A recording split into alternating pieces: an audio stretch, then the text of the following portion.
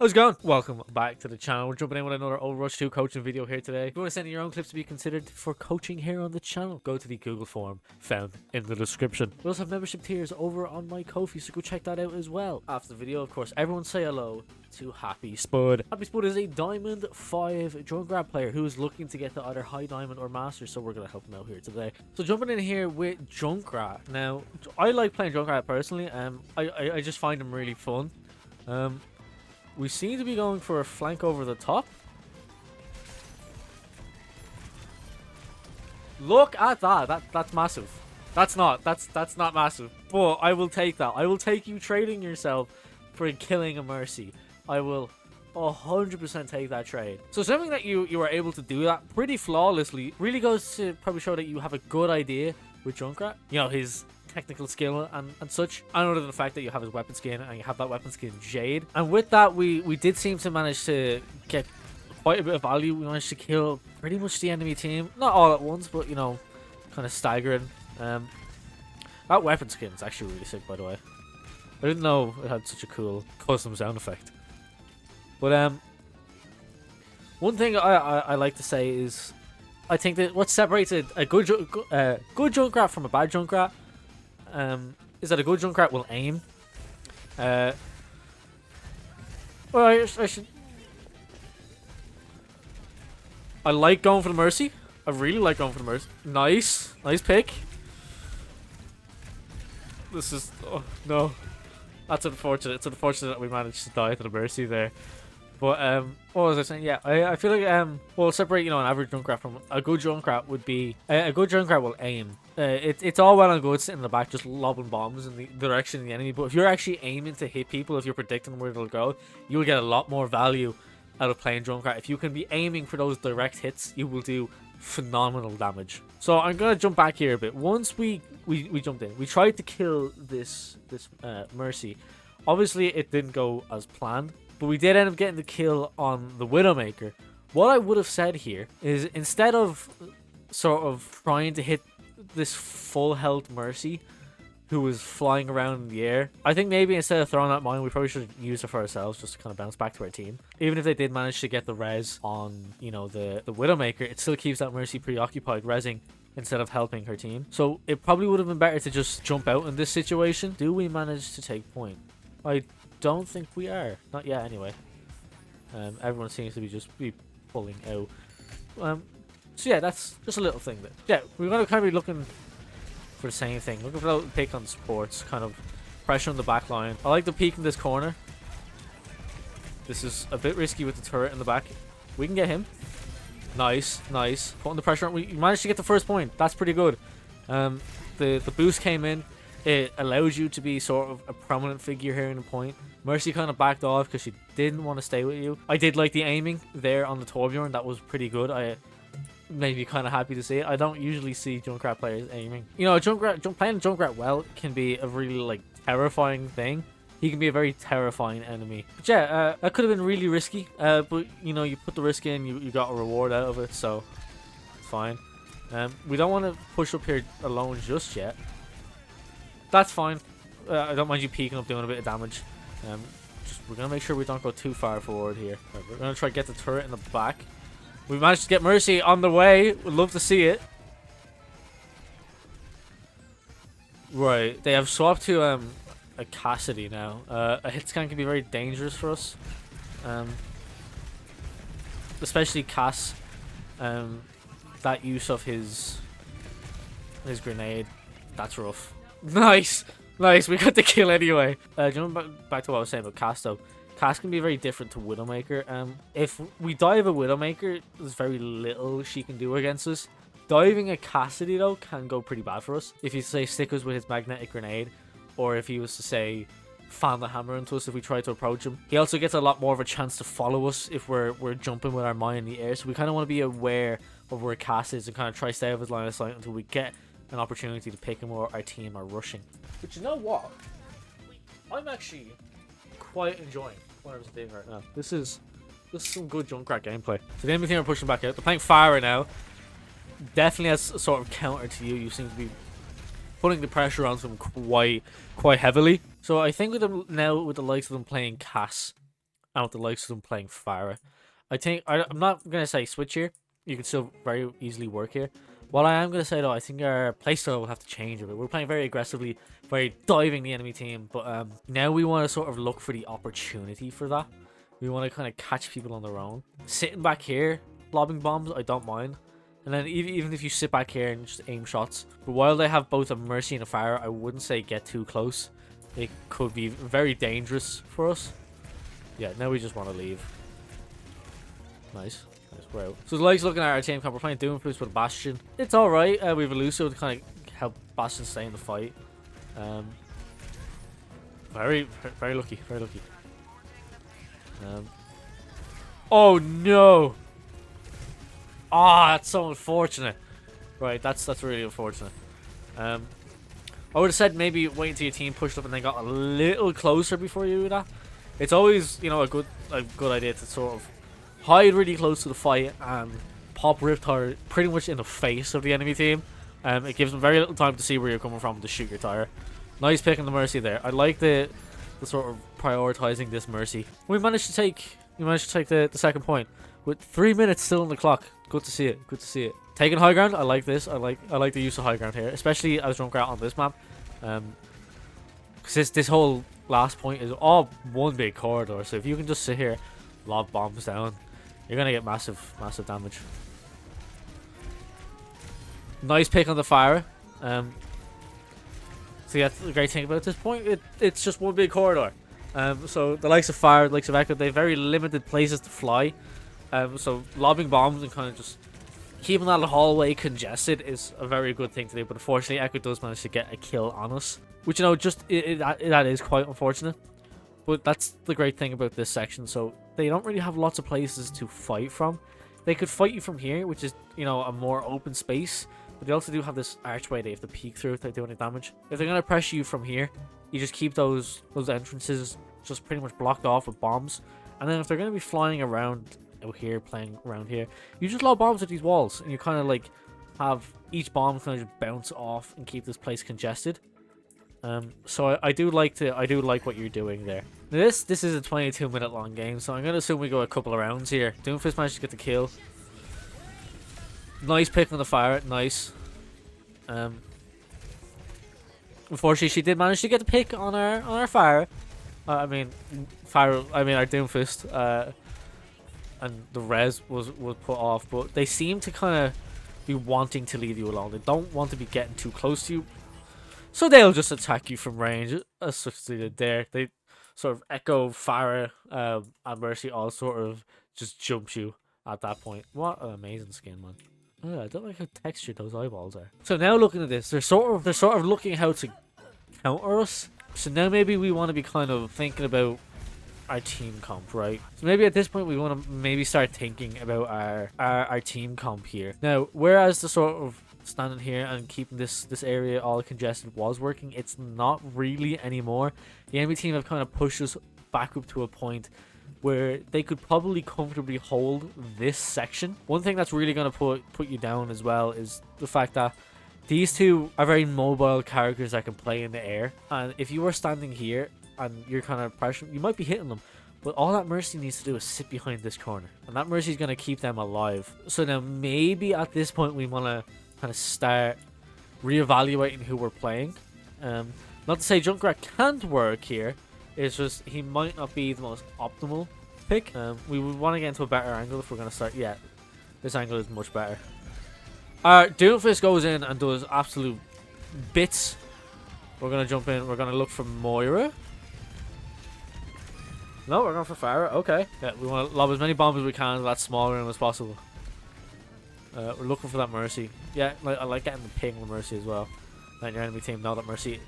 Not your enemy team. Your team. Mercy is back. We're looking for Cass. Unfortunately, Cass kills us, but doesn't really matter. Our Bastion gets a kill, and we managed to take the last point with 17 seconds left on the board. So I do like what I'm seeing as Junkrat. You are definitely well capable of being in high diamond. I don't know how much you play Junkrat. I would assume a lot by the fact that you have the gun and the Jade. So we'll see how things go here on defense.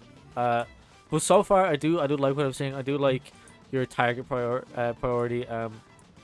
I like how you're using your Riptire, keeping it very agile, trying not to be hit. Unfortunately, that first time, Roadhog did see us pop it, and he managed to predict where it was coming from. That's just really unfortunate. We're playing this high ground back behind this cover, just lobbing bombs down here. Perfectly fine. Where it seems to be kind of where Fire might be going over top. Yeah. Lobbing bombs over. Right, yeah, we're gonna pull away as Fire begins to put pressure on us. But Roadhog's right in front of us. We want to get back even more. Oh, if we didn't need to reload there, we probably would have gotten her. But see, this is what I mean. These two are going to be here to specifically counter you. So if it gets to a stage where a Fire and a Mercy are starting to pick up on how we play, starting to notice our strategies, notice how aggressive we play, it might be time to switch to Junkrat and play something that can be a little more aggressive towards this duo. Right, I'm coming back in. They're probably going to get around the corner at this stage. Roadhog is playing very far up and they're keeping pressure heavily on our team. We don't want to go much further than this. Sort of just lobbing bombs, hoping to get hits. Lobbing bombs in the direction of the payload. See if maybe we can get a kill. Unfortunately, they managed to get the first point. Not great, but this Fire and Mercy are being quite devastating. And what's gonna be hard now? What's gonna be hard now about playing on the defense now is we're not really gonna get away with the sort of Junkrat technique of jumping up, landing on someone, killing them. Because if we are to do that, we are jumping into their line, which are pushing towards ours. You know, you also do have the likes of Mercy and Fire back here. You have an Anna that can sleep you now. You have a Roadhog that can just hook you if he sees you in his back line. It's going to get very iffy, so we're going to have to be playing sort of aggressively in the background. Exactly like that. That's a perfect example of what I just said there. So he places his trap down, and there you are, ready to just, as he just takes one jump back, one look at you, he's got you. So that's what I mean. We're going to have to be playing this very sort of in the back line, trying to get picks from the Fire. We want to be sort of keeping the enemy team sort of either separated with each other with the bombs or all close together so that we can just then lob bombs in and get a ton of damage. I'm going to assume we stay on Junkrat for the whole game. You didn't say you play anywhere else this game, so I'm just going to assume we stay on Junkrat for the game. Right. Playing around this corner, just trying to lob bombs around. I don't mind, but it's, again, now with the Fire and Mercy, they can just sit here and lob any rockets they want in that into this section here, and we're not really gonna be able to do too much. Even if you were up here, that would probably stop Mercy and Fire from hitting you. You could probably sit behind here and get a lot more bombs out this chokehold, you know, while keeping yourself alive. Maybe you do that. We'll see. Roadhog gets caught in our trap. We're going for it. Unfortunately, a powered Fire gets in our face and kills us. Oh no, Widow kills us. Widow gets a headshot on us. So now their last point with 5 minutes left on the clock. It's gonna be hard. It's gonna be rough. Right, we're looking to aim at this Fire. I don't mind it, but it's again probably not the most optimal thing we could be doing, especially from low ground. Trying to aim at her from here, I don't mind. Again, I do like you trying to aim. It's just low ground, trying to hit a Fire that's right above her head can be quite difficult.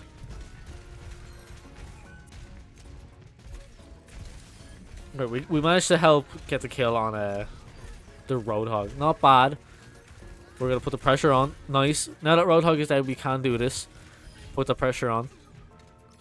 Cool. We managed to clean up. Still have 4 minutes left on the timer though. Speaking of food on the timer, time on the timer, I've got to go get my food home. If anything happens, let me know.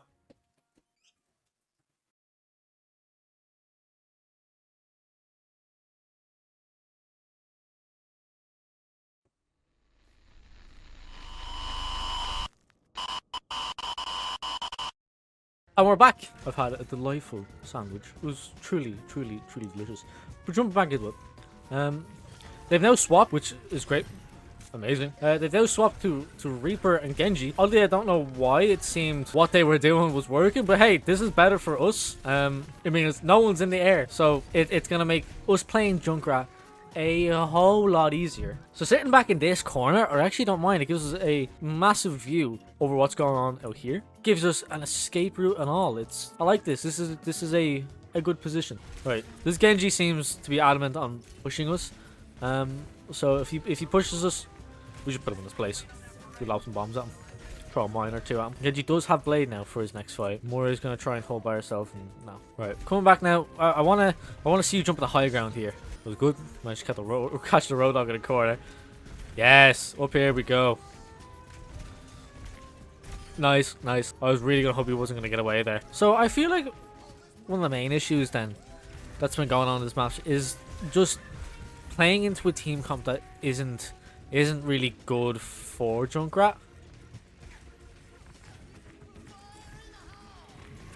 Fucking massive, bro. Massive. That's what I like. Those type of rip tires are really, really good. They're really effective. Because if the enemy team don't know you're here and you pop a rip tire off and blow it up right in their face, they don't even get time to react. Especially if they're all grouped up. Massive. I managed to get the kill on Genji as well. Absolutely beautiful. Beautiful. Yeah, as I was saying, I think probably the main thing then is might just be sticking with Junkrat when the enemy team comp have countered you all together. And then you're just not as effective as you probably should have been. I don't know why they swapped to Genji Reaper. They were holding you pretty well as Fire and Mercy, and even Echo. Like, unfortunately, Genji gets a kill on us there, but they were doing just fine. They could have had a lot more time on for their next push if they had probably just stayed Fire. They seem to be doing a lot against us and being very effective against us. Right, we're gonna try to just touch, do the best we can.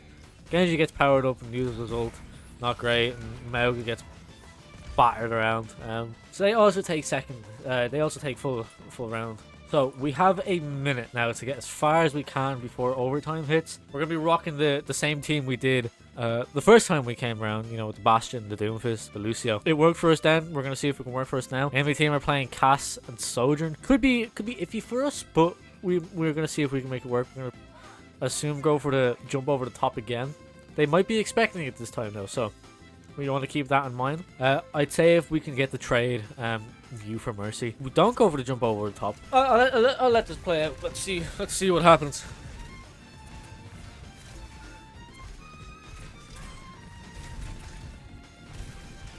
Unfortunate.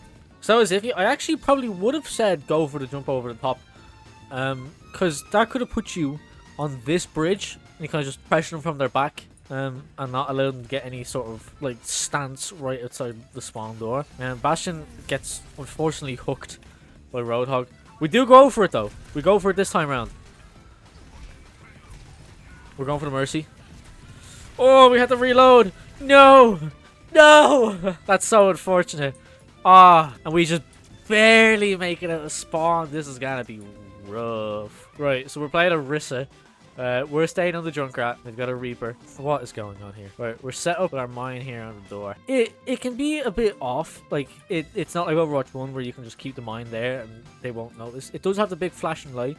So if anyone is to see, oh shit, that's a big flashing light, don't walk in that room. Maybe someone here gets distracted and are too focused on what's going on here and they kind of just steps out, like walk in here or something. So it might work, but it also might not because the bomb might give it away. So it's, you know, it's 50-50. It might work, it might not. Sometimes it might be better just to throw the mine at them once you've already got someone in the trap. It can be less conspicuous, but we'll see how this plays out. We get more, and we get Mauga, and we stop Mercy from resing as well. That's great. So yeah, that was great. Would we get them again with that? No, I don't think so. I think now would be better at the time to sort of... We can hear they're playing Fire though, so... That's scary. We don't want to be in front of him. Nice. Mercy has no res. So, yeah, we deal with Mercy. We stay in the front line. We want to keep pressure this front line. Don't let them push in. If we hold this, great, crazy. And it gets a very lucky sleep just before we get hooked. That's great. I love that. Fire is back though. We want to keep an eye. We don't. Oh, it's very iffy being that section of the room. Right, we managed to dodge a hook. That's great. We want to help Arista. We want to keep the pressure on Arista. Let whoever in our back line or Anna or something If we can keep Mercy away from that team, we get nanoed. We get nanoed. Nice. We get Mercy. We get Mercy. The flicks. Get in the room and Riptire. Get in the room and Riptire. Riptire. Oh no! That's so unfortunate. No. No. Oh. Ah, no. Dream's dead. Oh, that's so unfortunate. Damn. Right, so I actually did quite enjoy a lot of stuff I seen there. Definitely a high level Junkrat player. I could definitely see you getting into the high diamond masters range. To really say what I noticed there, sort of the main things to work on. One of the things I would say to work on is just that sort of, sometimes you might be reluctant to switch. Obviously, I don't know if you are reluctant to switch. Maybe you think it's still working. But in this sort of rank range, Pharah and Mercy can be quite a devastating duo. Especially if you get a Pharah who knows how to move well in the air, can hit her shots directly, and a Mercy who is well aware that she cannot be in line of sight of enemy. So maybe Junkrat might not always be the best pick. I think if the enemy team had not swapped to Genji and Reaper on that second round, they probably would have gotten a lot more time. Not that it mattered, they seem to have a pretty solid defense set up anyway. For that third round, you guys didn't really manage to get anywhere with it. I think your tanks playing Doomfist that third round might have been what kind of crippled you. We had seen that enemy tank had been playing Roadhog all game. It wasn't optimally playing Doomfist. And also playing into a Roadhog with Junkrat, he's just gonna absorb all the damage. You can stand there and take as many bombs as you pretty much want. What we probably should have done on that first point, if we weren't going over the top, we probably should have went to the left and took high ground over there and lobbed bombs down the sort of road.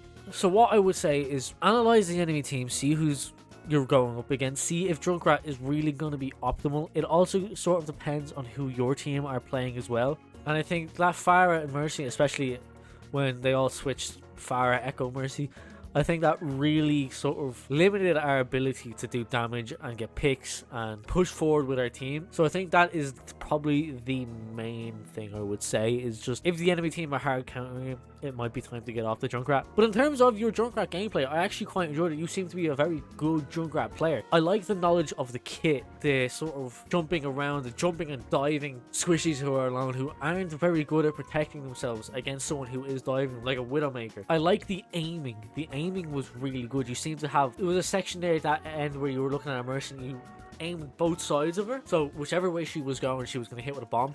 I like that. You see people just sort of directly aim at someone, not trying to like aiming where they are, not where they're going, pretty much. So your Junkrat mechanics are really, really good. Another few things just with Junkrat I would say though is sort of take high ground just a little more. Everyone can benefit from taking the high ground a little more. And there were some times where you were sort of just shooting bombs into the one spot and they weren't really doing much, so kind of like shoot one here and then shoot one over here, shoot one over here, go back and kind of keep your bombs spread out throughout an entire section. But other than that, just work on that positioning, keep your bombs spread out a little more, and then if the need comes, swap off of Junkrat. And I'm sure you will be in Diamond, or you're in Diamond, High Diamond and Masters in no time. But guys, that is all I have time for here tonight. If you did enjoy the video, hit that subscribe, and we are pushing for 500 subscribers. The channel has been doing really well lately, and I have no one to thank but you guys, so thank you so much. If you want to support me, you can head over to my Ko-fi, which is linked in the description. There's 3 membership tiers there: bronze, gold, and top 500 if you want to consider becoming a member for the channel, or you can do